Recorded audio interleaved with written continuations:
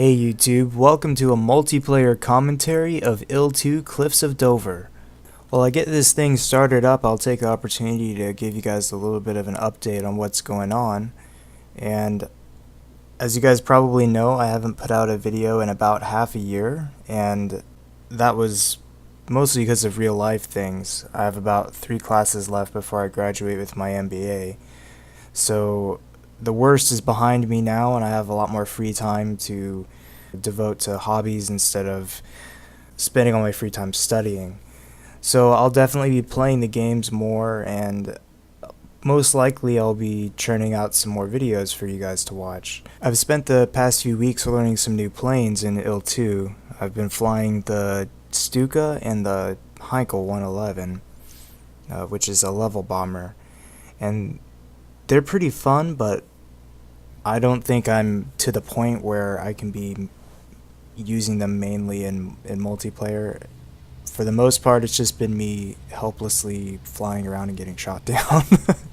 So it's not really ideal material to make videos out of, being helpless in a bomber. But if you guys are interested in seeing the ground attack aircraft, I can certainly keep practicing and maybe put some videos up of that. 2000. And with that, let's get back in the cockpit.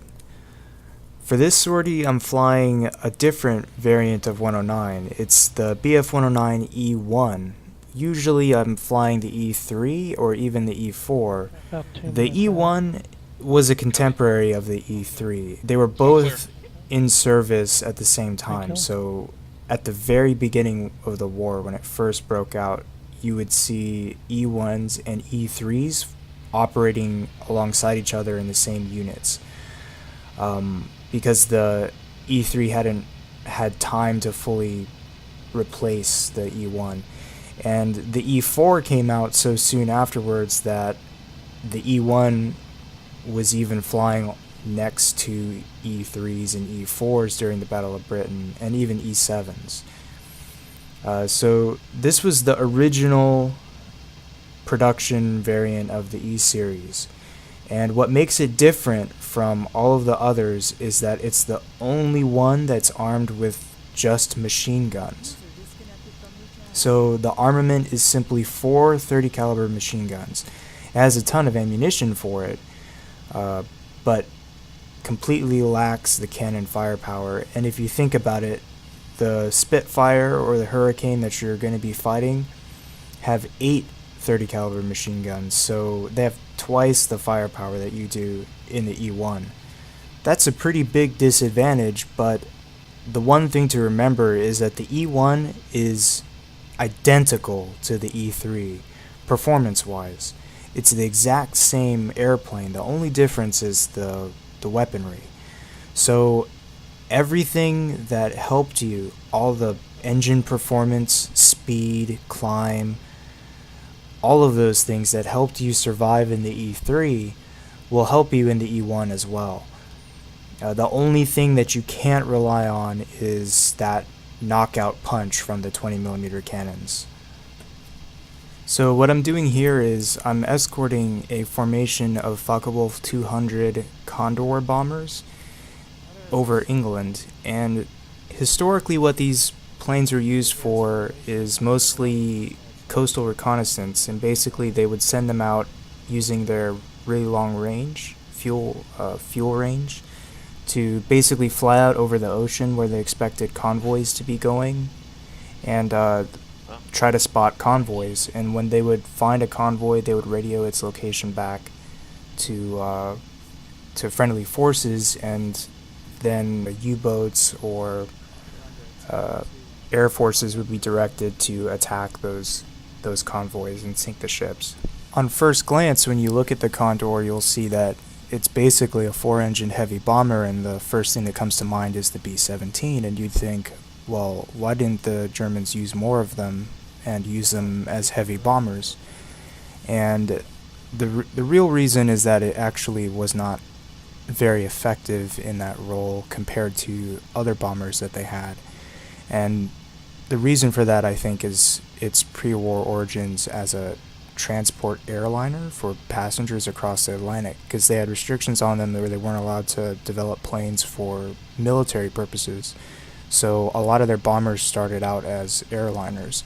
So the Condor had this kind of identity crisis where it had transport capability, so it was capable of carrying something like 30 fully armed troops, but its bomb load was not that much more than the Heinkel. I think it was only like 100 kilograms more. So you get the Heinkel, much smaller, good defensive armament in comparison to the Condor, and just as much bomb carrying capability. So knowing this about the Condor, it seems more understandable that they didn't use it as a heavy bomber. Now, back to what's going on in the video. Originally here, I was patrolling up and down the English coast. I wasn't actually actively escorting this formation, but while I was patrolling, I started getting messages about the Focke-Wulf formation being under attack by Spitfires. So I started looking for them, and here I finally found them. I was just looking at them a second ago. They're off to my left, and I'm trying to see if they're still under attack by Spitfires. And when I look over my wing here, sure enough, I don't know if you can see it, but look at that formation of bombers and then look behind it, and you can see there's a suspicious little dot there, and that is probably the Spitfire. So I bank in to check him out and engage. And yeah, that's definitely a Spitfire, because the rear gunners are going crazy, and right there he just destroyed a bomber. I mean, I think the fuel tank exploded on it or something. So now that I know that he's a bandit, I'm trying to slip in behind him for the shot, but at first I thought he saw me and he was trying to evade me, because he starts doing these ridiculously crazy maneuvers. But it soon became obvious that it just blew my mind, because he was totally target fixated on the bombers. He does not see me right now. It looked like he was banking to get out of the way, but he's totally target fixated. He does not know what's going on, but he does these ridiculous, like, I guess his version of a slashing attack or something, where he's diving and then pulling up and then diving like he's a dolphin coming out of the water or something. And I guess he thinks that'll save him from the rear gunners, but it doesn't, because he's still getting hit. And right there, I was coming in way too fast, and I just barely clipped him. And at first I was okay, now he knows for sure I'm here, so now we've got a fight about to start. But he doesn't. I guess he assumes that because I didn't hit him with any cannons, because obviously I'm only armed with machine guns, so all he heard was more impacts of 30 caliber machine guns, which is the same type that the rear gunners are using. So he probably just thought he got hit by a rear gunner on a bomber. But that turns out to be a fatal mistake.